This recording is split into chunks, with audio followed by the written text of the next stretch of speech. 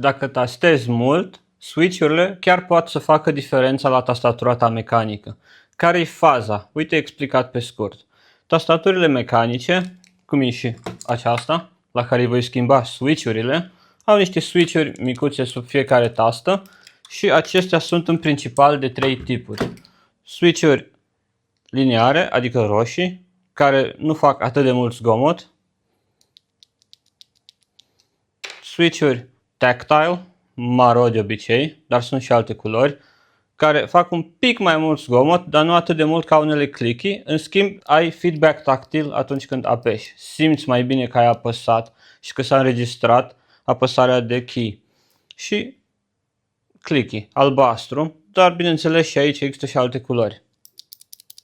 Acesta este mult mai zgomotos și tastatura în cauză, deși este mai veche, ea merge foarte bine, dar switch-urile albastre cu care a venit ea original încep să o lase, așa că unele au fost temporar înlocuite cu roșii. Acum o vom repara complet și va primi peste tot switch-uri albastre. Ca să ajungi la switch, dai jos tasta și apoi, folosind un switch puller, acesta are integrat și keycap puller, dar merg și cu mâna, efectiv prinzi bine, te asiguri că a intrat sub fante. Efectiv prinzi bine, te asiguri că a intrat sub fante și tragi.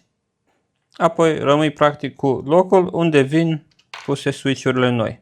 Grijă mare că și astea sunt de mai multe tipuri. În cazul de față, OTM-ul se potrivesc aici.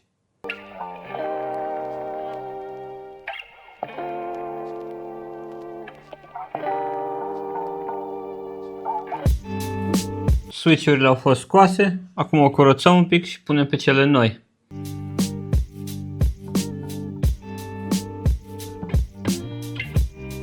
Am instalat noile switch-uri, la fel, albastre, blue, tot OTM-ul, doar că astea sunt dustproof.